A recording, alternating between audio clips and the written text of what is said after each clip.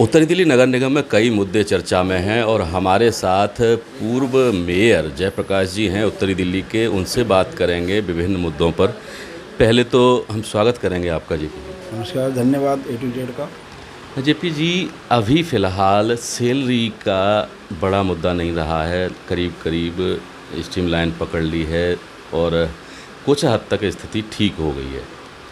इसके बाद 5 लाख तक के जो रिटायरमेंट वाले कर्मचारी हैं, सफाई कर्मचारी ख़ास तौर पे, उनको 5 लाख रुपए की वो भी योजना भी शुरू कर दी है एक बार फिर से कि एक मुश्त दे दिए जाएंगे। अभी तक नहीं थी 18 के बाद। क्या माना जाए कि ये स्थिति अब लगातार ठीक होती रहेगी या अभी कुछ और दिक्कतें आ सकती हैं? देखो, जब वर्किंग होती है, काम होता है लगातार, और जिस समय आदमी क्राइसिस में होता है, संकट में होता है, उस समय चीज़ों से जूझना पड़ता है। तो पिछले वर्ष हमने काफ़ी मेहनत की, अनेक विषयों पर हमने काम किया, संपत्ति कर पर काफ़ी काम किया और कन्वर्जन पे काफ़ी काम किया और लोगों को बगैर परेशान किए हमने आय अर्जित की, राजस्व इकट्ठा किया। उसी के परिणाम है कि इस वर्ष हमारे को कम से कम सैलरी के मुद्दे पर हम एट पार आ गए। और सफाई कर्मचारी जो हमारा है, और सफाई कर्मचारी के अलावा और अन्य जो कर्मचारी जो हमारे डी कैटेगरी के कर्मचारी हैं, डी श्रेणी के, अगर वो रिटायर होते हैं तो रिटायर होने के बाद उनको एक मुश्त 5 लाख रुपए मिले, उनको इधर उधर घूमना ना पड़े। बाकी उनका जो बैलेंस है मिलता है, लेकिन कम से कम रिटायर होने वाले दिन उसके हाथ में कुछ राशि आए ताकि वो आने वाले समय में अपने भविष्य को ठीक कर सके, उस पर प्लानिंग कर सके, उस पर काम कर सके। तो उसमें हमने काम किया है, उसके अच्छे परिणाम आ रहे हैं और लग भी रहा है कि अब उत्तरी दिल्ली नगर निगम धीरे धीरे संकट से उभर रहा है। संपत्तियों को लेकर के उत्तरी दिल्ली नगर निगम को विपक्ष काफ़ी हौला मचा रहा है, विरोध कर रहा है और ये भी कहा जा रहा है कि संपत्तियां बेची जा रही हैं। तो ये संपत्तियां बेचे जाने का, क्योंकि दंगल मैदान की खास तौर पर जो संपत्ति है उसको फ्री होल्ड करके बेचने की प्रस्ताव है। संपत्तियां बेचना क्या यही केवल विकल्प रह गया है या कुछ और भी विकल्प हो सकते थे? नहीं, और बहुत सारे विकल्प हैं, उन पर भी काम किया जा सकता है। पिछले साल भी हमने उन पे काम किया था। और जहाँ तक संपत्तियों की बात है तो हमारे जो अधिकारी वर्ग है, अधिकारी वर्ग समय समय प्रस्ताव लाता है, क्योंकि जब चर्चा होती है संकट की, जब कि संकट से कैसे उभरा जाएगा, तो जो हमारे RP सेल के लोग हैं या अन्य जो राजस्व जिनके माध्यम से जो उनके HOD है उनसे बात होती है, तो सब अपने अपने प्रस्ताव लाते हैं। तो प्रस्ताव आना अलग बात है, वो पास होना अलग बात है। लेकिन अगर जिससे काम वो करना चाहिए जो गेम चेंजर हो। गेम चेंजर वाले कौन से काम है? जैसे आज़ादपुर वाला प्रोजेक्ट है, वो गेम चेंजर वाला है। ऐसे हमारा जो ये मिंटो रोड वाला जो प्रोजेक्ट है, ये गेम चेंजर वाला ये प्रोजेक्ट है। ऐसे हमारा जो कमला नगर के अंदर जो है वो गेम चेंजर वाला प्रोजेक्ट है। आज़ादपुर वाला प्रोजेक्ट है, वो गेम चेंजर वाला प्रोजेक्ट है। तो ऐसे 4-5 जो बड़े प्रोजेक्ट हैं उन पर अगर हम काम करें तो मुझे लगता है कि नगर निगम की आर्थिक संकट से भी उभरेगा। नगर निगम को एक स्थायी आय भी अर्जित होगी, जिसको वो FD के रूप में अपनी को जमा पूंजी के रूप में रख सकता है, जो आने वाले समय में उसके जो इंटरेस्ट होगा उसी इंटरेस्ट से हम अनेक प्रकार के अपने खर्चे कर सकते हैं। अगर जो छोटी प्रॉपर्टियाँ हैं, छोटी प्रॉपर्टियों के लिए ये हमेशा मेरा राय ये रही है कि हम ओपन ऑक्शन करें, क्योंकि लीज पर देना, संपत्ति को आगे किसी को देना, इसमें कोई बुराई नहीं है, बशर्ते उसकी कीमत है वो सही आनी चाहिए। और जब हम किसी चीज़ को सेल कर रहे हैं तो वहाँ का सर्कल रेट क्या है, उस सर्कल रेट के अलावा वहाँ की मार्केट वैल्यू क्या है, उन सबको ध्यान में रखते हुए अगर हम उन पर काम करेंगे तो कोई मूल्य नहीं उठाएगा। और हाँ, जहाँ तक विपक्ष की बात है, विपक्ष का काम है राय को पर्वत बनाना। यानी कि आप भी मानते हैं कहीं ना कहीं कमी जरूर रही है, हालांकि इतनी बड़ी कमी नहीं है जो विपक्ष बता रहा है। नहीं, कमी नहीं है, उसको पेश ऐसे किया जा रहा है जैसे पता नहीं क्या कर दिया। जैसे नवल्टी वाला केस है, और नवल्टी वाले मामले में वो सारी जो प्लॉट है वो 1154 वर्ग मीटर का प्लॉट है। उसमें से जिसको वो दिया जा रहा है उसे 500 वर्ग मीटर वो सिर्फ कवर करेगा और 2.5 मंजिल बनाएगा। उस 2.5 मंजिल के अंदर वो कॉमन पैसेज भी छोड़ेगा, स्टेयर केस भी छोड़ेगा, latrine bathroom, common latrine bathroom भी बनाएगा। उसके बाद जो उस पर जगह बचेगी उस पर वो जो इंफ्रास्ट्रक्चर खड़ा करेगा, डेवलपमेंट करेगा, उसका पैसा अलग से खर्च होगा। उसके बाद उसको क्या आय अर्जित हुई। लेकिन ये है कि ओपन ऑक्शन करने से हम अपनी संपत्तियों को अच्छे से बेच सकते हैं और कोई सवाल भी नहीं उठाएगा। ओपन ऑक्शन में लोग आए, उसमें बिड 1 है, 2 है, 3 है, कोई बात ही नहीं है। आप नीलामी का समय तय करोगे, लोगों को ऑफर करोगे, लोग आएंगे और नीलामी करेंगे। डीडी में भी ऐसे होता है।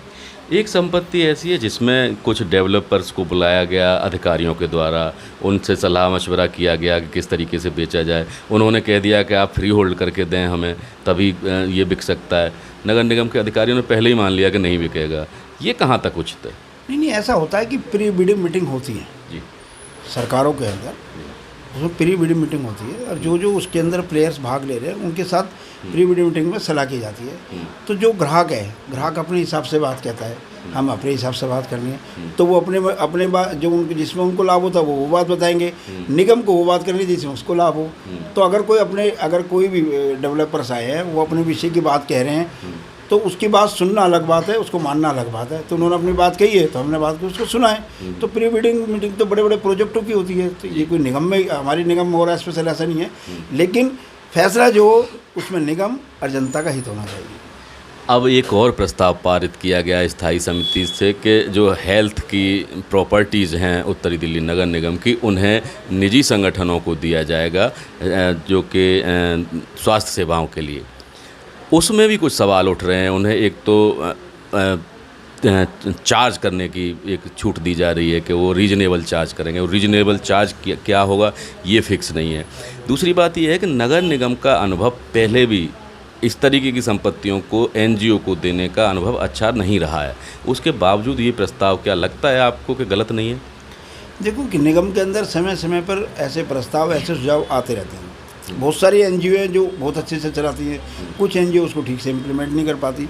तो हम वो जो भी एनजीओ उसके अंदर आ रही है, पहले तो उनका बैकग्राउंड क्या है, उन्होंने किस किस फील्ड में काम किया है, और वो किस आधार पर काम कर रहे हैं, और वो चैरिटी कितना करेंगे, उन सबका ध्यान रख करके ही फैसले करने चाहिए। लेकिन जन भागीदारी से, क्योंकि आज पूरे देश के अंदर पीपी मॉडल चल रहा है। पीपी मॉडल का अर्थ है कि सरकार की इन्वेस्टमेंट नहीं होगी और सरकारी संपत्ति का लोगों को सदुपयोग हो सके, वो मेंटेन हो सके वहाँ पर। क्योंकि हमारी बहुत सारी जगह ऐसी हैं जहाँ पर अभी जाले लगे हुए हैं, नई की नई बिल्डिंगें, वो उसका हम इस्तेमाल नहीं कर पा रहे, अब वो खड़ी खड़ी खंडर हो जाएंगी। तो ऐसी योजनाओं का सदुपयोग करके सही एनजीओ को हम दें, तो मुझे लगता है निगम का भी लाभ होगा, लोगों को भी फ़ायदा होगा, और जो एनजीओ समाज जीवन में अच्छा काम कर रहे हैं उनको अगर हम सपोर्ट करेंगे तो उसका सब अच्छे से लाभ उठा पाएंगे। लेकिन आपकी ही पार्टी के स्थायी समिति अध्यक्ष का कहना है कि हम उन्हें पर्चा बनाने की फीस की छूट इसलिए दे रहे हैं क्योंकि जो भी मरीज़ आएगा उसे लगेगा कि हम इलाज करवाने आए हैं। जबकि केंद्र सरकार के एम्स और राम मनोहर लोहिया जैसे अस्पतालों में रजिस्ट्रेशन का कोई चार्ज नहीं है, फ्री इलाज है। दिल्ली सरकार के सभी अस्पतालों में कोई चार्ज नहीं है रजिस्ट्रेशन का, फ्री इलाज है। फिर ऐसी स्थिति में एनजीओ को प्रॉपर्टी भी फ्री में दे रहे हैं। एनजीओ से प्रॉपर्टी का फिर हाउस टैक्स, संपत्ति कर भी नहीं लिया जाएगा। एनजीओ को और भी सारी नगर निगम की तरफ से जो भी सुविधाएं दी जा सकती हैं, सफाई की या जो भी, वो मिलेंगी ही मिलेंगी। उसके बावजूद उसे रजिस्ट्रेशन चार्ज करने की अनुमति देना सवालिया निशान तो लगते हैं। नहीं, उसमें जो प्रस्ताव है, प्रस्ताव में कौन कौन से बिंदु रखे गए हैं और कौन कौन से बिंदु उसमें ऐड करने हैं, इसको ध्यान में रखना चाहिए। और विशेषकर जो हमारा वीकर सेक्शन है, ईडब्ल्यूएस है, उनको तो बिल्कुल ही फ्री में ही वहाँ पर इलाज होना चाहिए। क्योंकि अगर हम किसी एमओयू साइन कर रहे हैं और किसी को अपनी संपत्ति दे रहे हैं, तो उसके पीछे भाव हमारा ये नहीं है। हमारा भाव ये है कि जनता को उसको लाभ मिले, गरीब लोगों को लाभ मिले। क्योंकि नगर निगम जो मूलभूत सुविधाएं देती है, चाहे हमारी डिस्पेंसरी है, चाहे हमारा अस्पताल है, वो उन लोगों को उपलब्ध करते हैं जो गरीब है। तो उसमें जो भी प्रस्ताव आए उसमें इन चीज़ों का ध्यान रखा जाएगा, तो लोग सवाल नहीं खड़े करेंगे। आप भी क्या, क्योंकि अभी हाउस में ये प्रस्ताव आना है, तो क्या आप ये सुझाव देंगे? नहीं, बिल्कुल समय समय पर हम बैठते हैं और सुझाव भी देते हैं। और जो प्रेमबल बनेगा उसमें कौन कौन से बिंदु आए हैं, अगर कोई बिंदु उसमें छूटा होगा तो उसको ऐड कराएंगे। जी, नगर निगम के चुनाव अगले 6 महीने में होने हैं, तीनों नगर निगम के, कितनी तैयारी है? देखिए, हमारी पार्टी 12 महीने काम करती है, हम सतत काम करने वाले लोग हैं।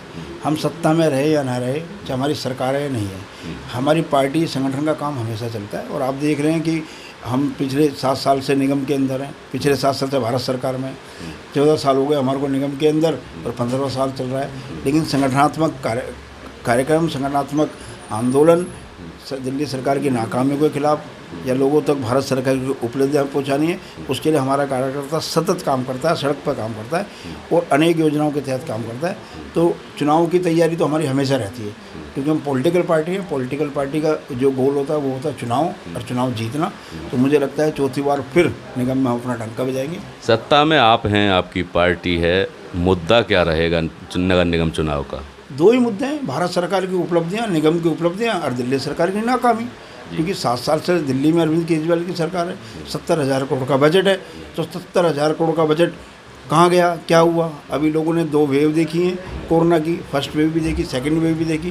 पहली बार दिल्ली देश की राजधानी में ऐसा हुआ कि राज्य सरकार ने कोविड के बेड घटा दिए और हमने नगर निगम में रहते अपने बेड बनाए, लोगों को सुविधाएं उपलब्ध कराई। तो इससे बड़ी उपलब्धि क्या होगी? और दिल्ली सरकार की इससे बड़ी नाकामी नहीं हो सकती। आज मोदी जी पूरे देश के अंदर सबको मुफ्त टीकाकरण अभियान से जोड़ रहे हैं और दिल्ली के अंदर 1 करोड़ से ज़्यादा लोगों को निःशुल्क टीके लग चुके हैं। हमारी बहुत बड़ी उपलब्धि है। एक तरफ दिल्ली जल भराव से जूझ रही है, गंदे पानी से जूझ रही है, बिजली के बड़े बिलों से जूझ रही है, टूटी सड़कों से जूझ रही है, ना शिक्षा क्षेत्र में कोई काम हो रहा, ना कोई डेवलपमेंट में कोई काम हो रहा, ना कोई दिल्ली का इंफ्रास्ट्रक्चर दिल्ली सरकार खड़े कर रही।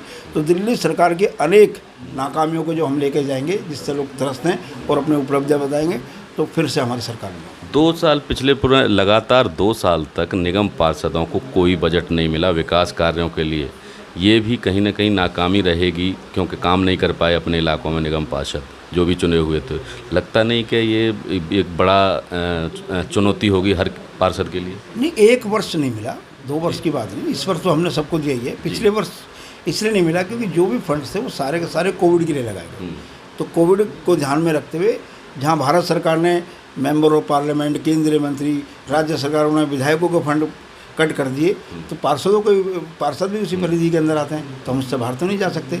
तो इसलिए कोविड को देखते हुए पिछले वर्ष किसी को फंड नहीं मिला था, लेकिन इस वर्ष सबको अपने अपने क्षेत्र में काम करने के लिए अभी 50-50 लाख रुपये हमने मुहैया कराए हैं और हम और प्रयास कर रहे हैं कि 50 लाख रुपये और मिले और छोटे मोटे जो काम हैं वो हो सकें। दिल्ली को पता है कि कोविड से हम जूझ रहे हैं, नगर निगम लड़ रही है, भारत सरकार लड़ रही है और दिल्ली सरकार सो रही है। चलिए, हमसे बात करने के लिए बहुत शुक्रिया। बहुत बहुत धन्यवाद, थैंक यू।